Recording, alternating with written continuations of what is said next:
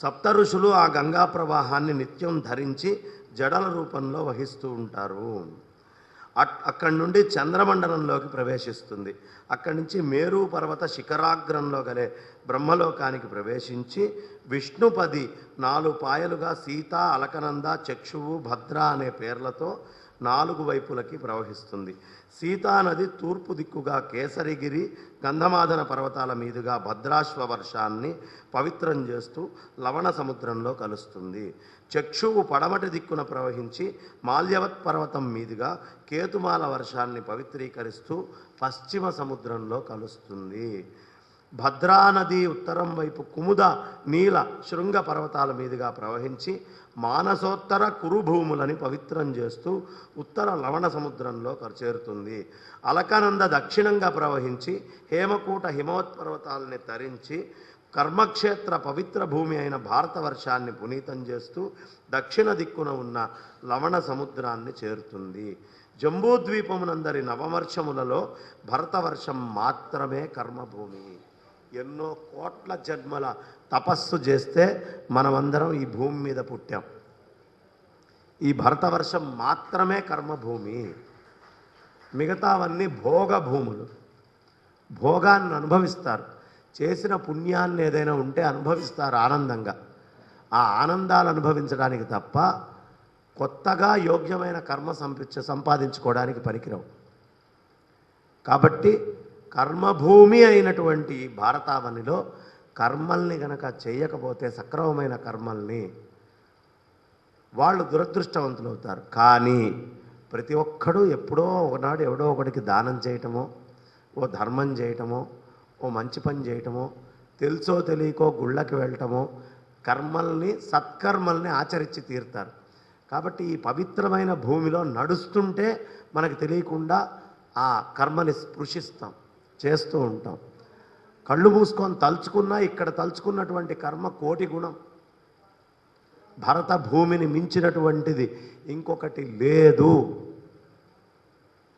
కాబట్టి ఈ కర్మభూమి గొప్పదైనటువంటి దాన్ని కలియుగంలో వదిలిపెట్టడం ధర్మం. అందుకనే మా వీధిలో ఓ 50 ఇళ్ళుంటే, ఓ 30 ఇళ్ళుంటే 25 ఇళ్లల్లో పిల్లలు అమెరికాలోనే ఉన్నారు. భరత భూమిని వదిలిపెట్టి వెళ్ళిపోతున్నారు. కానీ ఇక్కడ ఉండడం భాగ్యం, అదృష్టం. ఇక్కడుండి తల్లిదండ్రులకు ఎప్పుడో గ్లాసు నీళ్ళు ఇచ్చావనుకో చాలు, ఉత్తమ కర్మ చేసిన వాడివే. అక్కడుండి ₹1 కోటి తండ్రికి పంపించిన వృధా. కంటి ముందు పిల్లవాడు కనిపించాలని కోరుకుంటారు కానీ డబ్బెందుకండి? ఏమొస్తుంది డబ్బుతోటి? కానీ వాడు చిన్నగా ఉన్నప్పుడు డబ్బు కోసం వెంపర్లాడుతూ తాపత్రయపడి వాడు ఇక్కడ ఉండకూడదు, అమెరికాకి వెళ్తేనే ప్రెస్టీజ్ అని వాడిని తయారు చేసి మరీ వెళ్ళగొడతారు. వంశము, వెనక వచ్చిన పరంపర అన్నీ మర్చిపోతారు.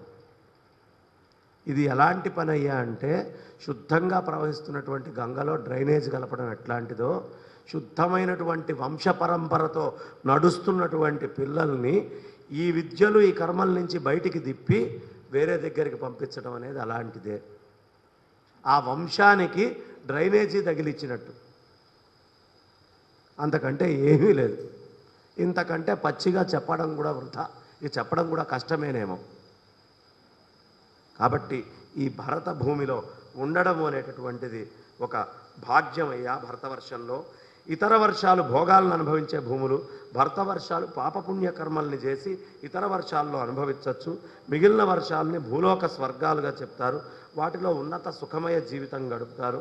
దేవతల్లాగా కొంచెం ఎక్కువ కాలం పొల్యూషన్ లేదండి అని దీర్ఘాయుష్మంతులుగా ఉంటారు. స్త్రీ పురుష సంతానాన్ని, జీవితాన్ని గడిపి ఆయుష్ పూర్తి కాబోయే ముందు సంతానాన్ని పొందుతారు.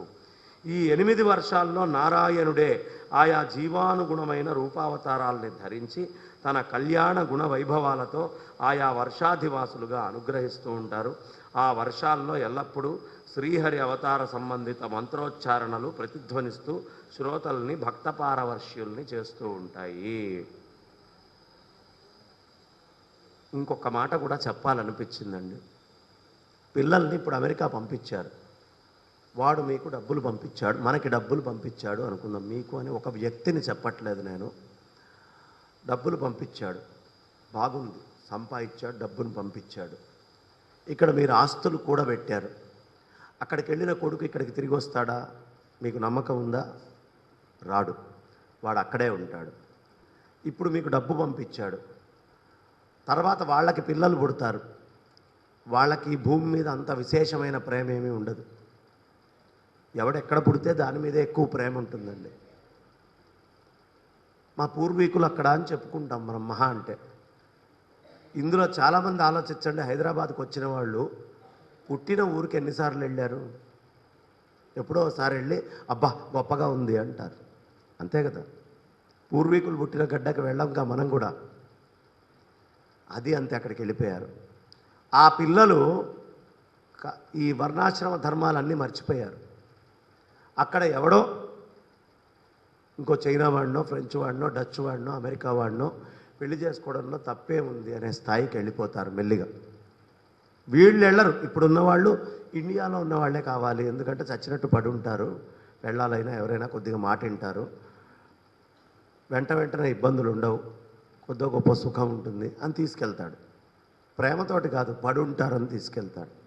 కానీ తర్వాత తరానికి అది కూడా ఉండదు, ఎందుకంటే ఈ కర్మ వాళ్ళకి ఇక్కడ ప్రాంతంతో అనుబంధం పోతుంది.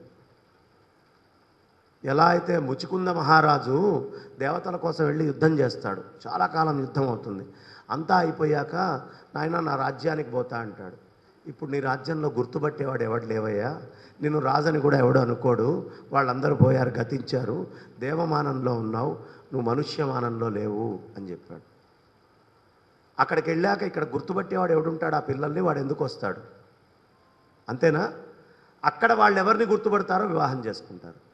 ఇప్పుడు ఇక్కడ పంపించిన కొద్దిపాటి డబ్బుతోటి పైవాళ్ళు భోగాన్ని అనుభవించి ఉండొచ్చు, ఇదంతా అమ్మి మళ్ళీ అక్కడ అన్యంగా ధారబోయబోతున్నాడు వాడు. ఆ డబ్బు ఎటుపోతుందో తెలియదు, ఏమవుతుందో తెలియదు. ఇప్పుడు వస్తోందని ఆనందపడుతున్నారు, భవిష్యత్తులో ఈ ధనమంతా మళ్ళీ వేరే దగ్గరికి చేరబోతోంది. గుర్తుంచుకోండి, ఈ ధనానికి భవిష్యత్తులో పట్టే గతి ఏమిటి? ధర్మము, ఏ ధనం కోసం పిల్లల్ని పంపిస్తున్నారో ఆ ధనము కోల్పోతున్నారు, ఏ ధర్మాన్ని మన పితరులు మనకిచ్చారో ఆ ధర్మాన్ని కోల్పోతున్నారు. ఏముంది? పతనమే కదా, పతితులు అవడమే కదా. కాబట్టి ఇవన్నీ నిశితంగా గుర్తుంచుకొని, నాకు శంకర శర్మ గురువు గారు చెప్పిన ఒక మాట బాగా గుర్తొస్తుంది. ఆయన, మా గురువు గారు ఒకసారి భారతీ తీర్థ స్వామి వారి దగ్గరికి వెళ్ళారు. ఆయనతో పాటు పక్కన ఒక ఆయన వచ్చారు. ఈ వచ్చిన ఆయన, గురువుగారు మీరు దుబాయ్ రండి, అక్కడ ఉపన్యాసం చెప్పండి, మాకు అక్కడ చాలామంది ఎదురు చూస్తున్నారు అని శంకరం గురువు గారిని అడిగారు. సరేనయ్యా, ఉత్తములు ఏం చేస్తారంటే పెద్దవాళ్ళని అడిగి చేస్తారు. భారతీ తీర్థ స్వామివారి దగ్గరికి ఆయన్ని తీసుకొని వెళ్ళారు.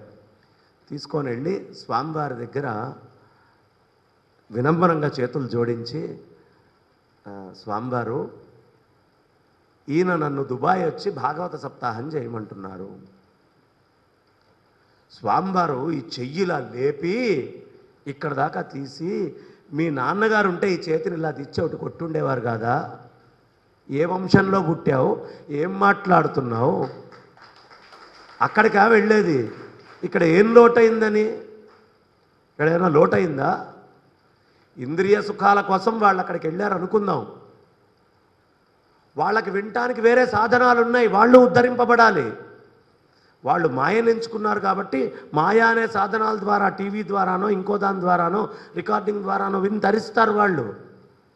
ఏం వంశం నీది, నీ ఉపాధి ఏమి ఉపాధి, నువ్వు కోరుకుంటున్నది ఏమిటి అన్నారు. అందులో మా గురువుగారు ఒకటే చెప్పారు, నాకు అక్కడ స్వామివారిని చూస్తే మా నాన్నగారు ఏం చేస్తారు అని ఒక్కసారి నాన్నగారిని గుర్తు చేశారు ఆయన అని సాష్టాంగ ప్రణామం చేశారు, శరీరం గద్గదమై. ఈ భూమిలో ఉండడం మామూలు విషయం కాదండి. మనకి ఇప్పుడు కాశీకి ఎందుకు వచ్చాం మనం? ఈ భూమిలో కూడా ఇంకా పవిత్రమైంది అని. అవినాశి, అవిముక్త క్షేత్రం, అంతేనా? ఇంకా అధఃపతనానికి ఎందుకు వెళ్ళాలి మనం? మనకి అసలు మామూలుగానే అక్కడ సంధ్య వార్చుకుంటూ ఉంటే గంగా యమునయోర్ మధ్యేయే వసంతి తేమే ప్రసన్నాత్మానశ్చిరంజీవితం వర్ధయంతి నమో గంగా యమునయోర్మునిభ్యశ్చ నమో నమో గంగా యమునయోర్మునిభ్యశ్చ నమః అని దక్షిణంలో ఉండి ఇది చాలా గొప్ప భూమి అని అక్కడికే మనం పతనం చెందాము అని అక్కడి నుంచి ఇక్కడ ఈ గంగకి యమునకి మధ్యలో ఉండేటువంటి మునులకి ఋషులకి నమస్కారం చేస్తుంటాను రోజు సంధ్యావందనం చేసేటప్పుడు. ఇంకా పతనం అవసరమా? అంతకంటే పతితులం కావాలా? అవసరం లేదు కదా. ఏం కావాలయ్యా ఈ జీవికి? వీడుండే కొద్ది కాలానికి అంత తిండి బట్ట, ఓ చోట ఉండడానికి ప్రదేశం. తాపత్రయాలు పోని అక్కడికి వెళ్ళేసి ఇవి వచ్చినాయి కదా అని తిరిగి వస్తున్నాడా ఎవడైనా? ఎంత సుఖం పెరిగితే అంత కష్టాన్ని తట్టుకుండే శక్తి తగ్గిపోతుంది. కాబట్టి చెబుతూ ఇలావృత వర్షం ఉందయ్యా. ఇక్కడ భగవంతుడు రుద్రరూపి అయి అధిపతిగా ఉంటాడు. పార్వతితో సహా అందరి చేత రుద్రమూలమైన సంకర్షణ నామ భగవంతుణ్ణి ఆరాధింపబడతాడు. ఆ వర్షంలో ప్రవేశించిన వాళ్ళు రుద్రపురుషుడు తప్ప మిగతా వాళ్ళు ఎవరైనా స్త్రీలుగా మారిపోతారు. అక్కడ రుద్రుడు సంకర్షణ భగవానుణ్ణి ఆరాధించే మంత్రం ఓం నమో భగవతే మహాపురుషాయ సర్వగుణ సాంఖ్యానాయ అనంతాయ అవ్యక్తాయ చ. అందరూ అనండి. ఓం నమో భగవతే మహాపురుషాయ సర్వగుణ సాంఖ్యానాయ అనంతాయ అవ్యక్తాయ చ. ఈ మంత్రం అక్కడ వినిపిస్తూ ఉంటుందట. ఇప్పుడు ఇలావృత వర్షానికి మనం పోవక్కర్లా, అక్కడ ఉన్న ఫలం మనకి చేరిపోతుంది. భద్రాశ్వ వర్షము. ధర్ముని పుత్రుడైన భద్రాశ్రవుడు దీనికి అధిపతి అయి హయగ్రీవమూర్తి రూపంగా భగవంతుణ్ణి ఆరాధిస్తూ ఉంటాడు. చెప్పండి. ఓం నమో భగవతే ధర్మాయ ఆత్మ విశోధనాయ నమః అని వేదము ధర్మము ప్రవర్తింపజేసి మనశ్శుద్ధితో ప్రకృతితో అనుబంధాన్ని తొలగించి బ్రహ్మపదాన్నిచ్చేటటువంటి హయగ్రీవ దేవజ్ఞాన రూపమంత్ర ధ్వనులు ఇక్కడ వినిపిస్తూ ఉంటాయి. ఇక హరివర్షం. ఇక్కడ భగవంతుడు నరసింహస్వామి ఆరాధనామూర్తి. ప్రహ్లాదాదులకి దైత్యదానవులకు ప్రజలకు ఇష్టమైన దైవం ఈ స్వామి. ఓం నమో భగవతే శ్రీ నరసింహాయ నమస్తేజస్తే నమస్తేజస్తేజసే వజ్రనఖ వజ్రదంష్ట్ర కర్మాశయాన్ రంభయ రంభయ ఆవిరావిర్భవ తం యాగ్రసాగ్రస ఓం స్వాహ అభయం ఆత్మని భూయిష్ట్యా ఓం క్షౌం. ఈ మంత్రధ్వనాలు అక్కడ వినిపిస్తూ ఉంటాయ్యా. తేజస్వులకు తేజస్వి, అజ్ఞాన నాశకుడు, కర్మవాసన నాశకుడు అయిన నరసింహస్వామి ఆవిర్భవించుగాక నా హృదయంలో, ఎక్కడో కాదు, అని అభయమిచ్చుగాక అని ప్రార్థించాలి. కేతుమాల వర్షం. భగవంతుడు ప్రద్యుమ్న రూపిగా ఆరాధించబడతాడు. సంవత్సరుడు అనే ప్రజాపతి బిడ్డలు ఇక్కడ అధిపతులు. ఇక్కడ లక్ష్మీదేవి మాతగా తమ తల్లి లక్ష్మీదేవితో కూడిన వారై ప్రజలందరూ భగవంతుణ్ణి ప్రద్యుమ్న రూపంలో ఆరాధిస్తారు. ఓం హ్రాం హ్రీం హ్రోం. చెప్పండి. ఓం నమో భగవతే హృషికేశాయ సర్వగుణ విశేషై విలక్షితాత్మనే ఆకూతీనాం చిత్తానాం చేతనానాంచ విశేషాధిపతయే షోడశకళాయ ఛందోమయాయ అన్నమయాయ అమృతమయాయ సర్వమయాయ సహసే ఓజసే బలాయ కాంతాయ కామాయ నమస్తే ఉభయత్ర భూయాత్.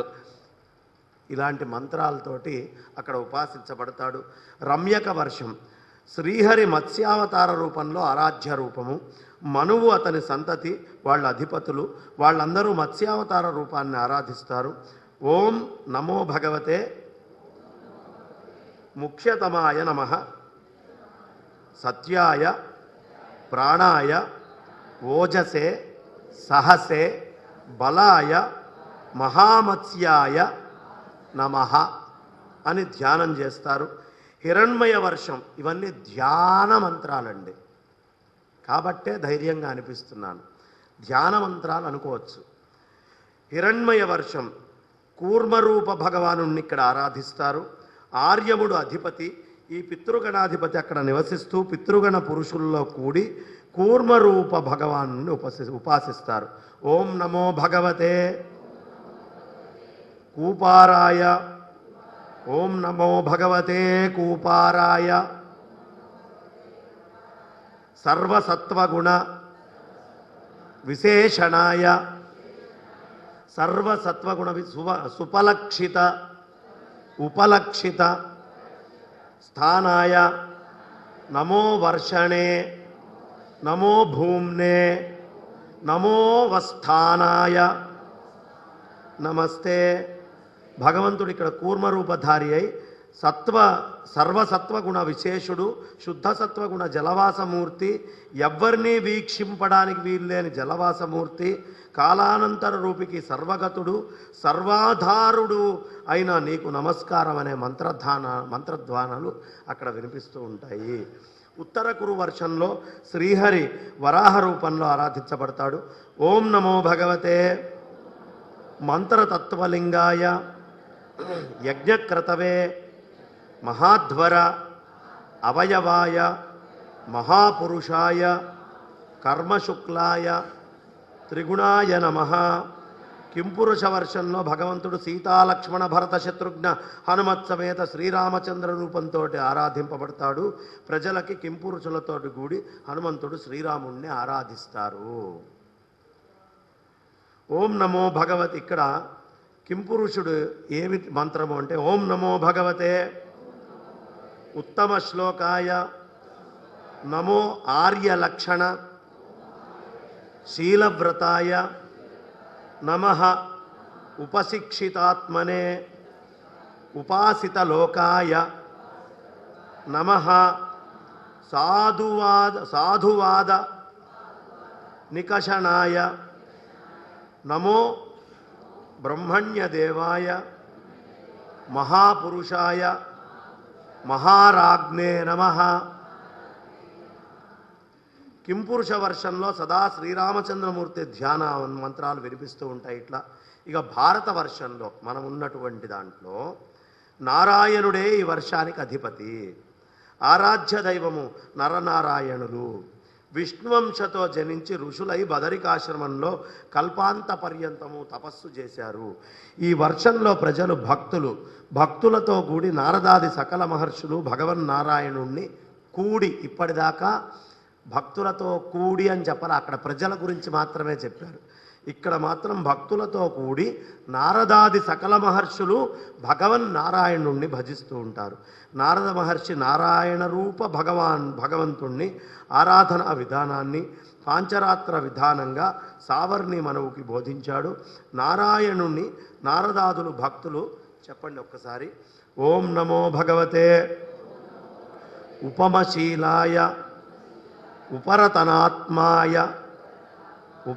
ఆత్మ్యాయ నమో అకించన విత్తాయ ఋషి వృషభాయ నరనారాయణాయ పరమహంస పరమగురవే ఆత్మారామాధిపతయే నమో నమః. ఆత్మారామాధిపతయే నమో నమః. ఇక్కడ పూర్ణ బ్రహ్మజ్ఞానానికి యోగ్యమైనటువంటి బోధ చేస్తున్నారు. అదే నారాయణ మంత్రం. ఇక్కడ ఉత్తమోత్తమైనటువంటి యతికిచ్చేటటువంటి మంత్రం, యతి పలికేటటువంటి మంత్రం నారాయణ మంత్రం. బదరిలో ఆ నారాయణుడు తపస్సు చేస్తున్నాడు ఈ రోజుకి. తెలుసా, బదరి నారాయణుడు అంటారు. ఆ నారాయణుణ్ణి దర్శించడం చాలా గొప్ప విషయం. ఆ నారాయణుడు తపస్సు చేసేటప్పుడు లక్ష్మీదేవి కూడా అడ్డం కదా అని లక్ష్మీ అమ్మవారిని బయట కూర్చోబెడతాడు, లోపలుండదు లక్ష్మీ అమ్మవారు. అంటే అన్నిటినీ వదిలిపెట్టి పూర్ణమైనటువంటి ఆత్మనిష్టలో ఉండు అని అక్కడ ఉంటాడు. ఆ బదరీనారాయణుడికి చందనం పూసి పూజ చేస్తారు. ఓ భక్తుడు వెళ్ళి అడిగాడు పురోహితుడిని, అక్కడ ఉండే అర్చకుడిని, ఏమయ్యా ఇది ఇంత చలి ప్రదేశము, ఓ పక్కన మంచుగడ్డలు కడుతున్నాయి, ఇక్కడ పూసుకొని చందనంతో నారాయణుడికి అభిషేకం చేస్తావేమిటయ్యా అంటే, నారాయణుడు మహాతపస్సులో ఉన్నాడండి. మిగతా అవతారాలన్నిటికీ శక్తినిచ్చేవి. మిగతా అవతారాలన్నీ ఎప్పుడైనా పొరపాటున భూమి మీదకి వస్తే వాటి పని పూర్తి చేసుకొని వెళ్ళిపోతాయి క్షీర సముద్రానికి. ఈ నారాయణ అవతారం ఎప్పుడూ మళ్ళీ తిరిగి వెళ్ళదు. ఎప్పుడూ నారాయణుడు ఉండేటటువంటి భూమి భరత భూమి. అందుకని గొప్పది. ఆయన తపస్సులో ఉన్నాడు. ఆయన తపస్సుతో ఆయన శరీరంలోంచి అగ్ని వస్తుంది. ఈ మంచుగడ్డలు ఇవేమి చల్లబరుస్తాయ్యా? మా వంతు శక్తిగా మేము చందనాన్ని పెట్టి ఆయన్ని ఎప్పటికప్పుడు ఇక్కడ చేస్తూ ఉన్నాము అని చెప్పారు.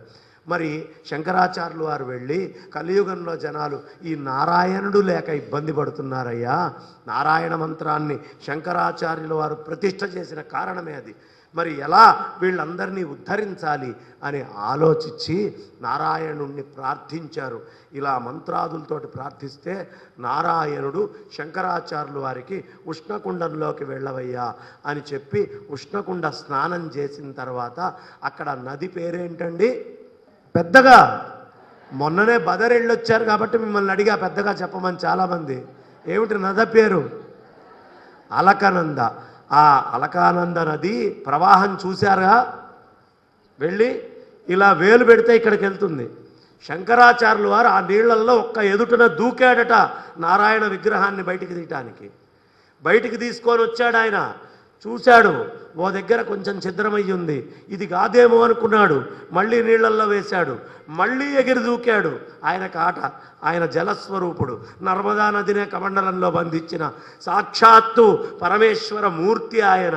మళ్ళీ దూకాడు, మళ్ళీ తీశాడు, మళ్ళీ ఛిద్రమైంది, మళ్ళీ వేశాడు, మళ్ళీ తెచ్చాడు. ఓ నారాయణుడు ఈ రూపంలోనే ఇక్కడ ఉండాలి అని అనుకుంటున్నాడు అని భరతవర్షంలో నారాయణుడు కలియుగ ప్రభావంతో లేకుండా జీర్ణమై వెళ్ళి మందాకినిలో ఉంటే కాదు, ఈ కలియుగ జీవుల్ని ఉద్ధరించి తీరాల్సిందే, కొంచెం నువ్వు జీర్ణమైనా పర్లేదు అని చెప్పి పునఃప్రతిష్ఠ చేసిన కరుణామయుడు ఆదిశంకర భగవత్పాదాచార్యుల వారు. అందుకు రుణపడి ఉన్నాం ఆయనకి. 4 పీఠాలను పెట్టి శృంగేరిలో కూర్చున్నటువంటి ఆయనే నేను అని చెప్పాడు. ఆ నారాయణుడు ఈ భరతవర్షంలో ఎవడైనా ధ్యానం చెయ్యాలి అంటే శంకరాచార్యుల వారు నారాయణ ప్రతిష్ఠ చేశారు కాబట్టి శంకర సంప్రదాయమైనటువంటి చతురామ్నాయ పీఠాల్లో వెళ్ళి వాళ్ళకి నమస్కరించి వాళ్ళ అనుగ్రహం పొందినవాడు మాత్రమే భరతవర్షంలో భక్తి యాగ యోగ ధ్యానాలు ఏం చేయడానికైనా అర్హుడు. ఆ నారాయణుణ్ణి తెచ్చి శంకరుడు పెట్టాడు కాబట్టి ఈ కృతజ్ఞత ఆయనకి మనం చూపించుకోవాలి. ఇది ఆయన యొక్క ఇది గొప్పతనం. అందుకని శంకర జయంతి ఉత్సవాలు ప్రతి ఇంట్లో శంకరాచార్యుల వారి పటం ఉండాలమ్మా. ప్రతి వాళ్ళు లలిత చదవడం కాదు, ప్రతి వాళ్ళు సౌందర్య లహరులు చదవడం కాదు, ప్రతి వాళ్ళు ఆయన ఇచ్చిన స్తోత్రాలు చదువుకోవడం కాదు, ప్రతి వాళ్ళు ఆయన పెట్టిన నారాయణుడు, ఆయన పెట్టిన గురువాయూరు, ఆయన వచ్చి ఇక్కడ శంకరాచార్యుల వారు ఆయన రాసిన బ్రహ్మసూత్ర భాష్యాలు, ఆయన చేసినటువంటి స్మృతులు, ఆయన ఇచ్చినటువంటి పురాణాల్లో ఉండేటటువంటి భగవద్గీతాది విష్ణు సహస్రనామాలు చదవడం కాదు. ఆయన రూపాన్ని ఇంట్లో పెట్టుకోండి, ఆయన్ని అర్చించుకోండి. ఆయన దగ్గర నుంచి నారాయణుడి పటం ప్రతివాడి ఇంట్లో ఉండాలి. భారతవర్షంలో నారాయణుడు లేకుండా ఉండకూడదు, పరమేశ్వరుడు లేని ఇల్లు ఉండకూడదు, అమ్మవారు లేని ఇల్లు ఉండకూడదు, గణపతి లేని ఇల్లు ఉండకూడదు, సూర్యనారాయణమూర్తి లేని ఇల్లు ఉండకూడదు, గురువైనటువంటి శృంగేరి జగద్గురువుల చిత్రపటం లేనటువంటి ఇల్లు, శంకర్ల నుంచి జగద్గురువుల దాకా చిత్రపటం లేనటువంటి ఇల్లు అది భవనం కాదు. అత్ర భకారం లుప్యతే, అక్కడ భకారం వెళ్ళిపోతుంది, అది వనం అయిపోతుంది. రాముడు లేనటువంటి అయోధ్య ఎలాంటిదో శంకర భగవత్పాదాచార్యుల వారు శంకరాచార్య పరంపరలో వచ్చినటువంటి ప్రస్తుతం మనం చూస్తున్న జగద్గురువు లేని ఇల్లు అలాంటి వనం లాంటిదే. కాబట్టి అది వనమైనా పర్లేదు, నారాయణుడు ఉండేటటువంటి వనం కావాలి.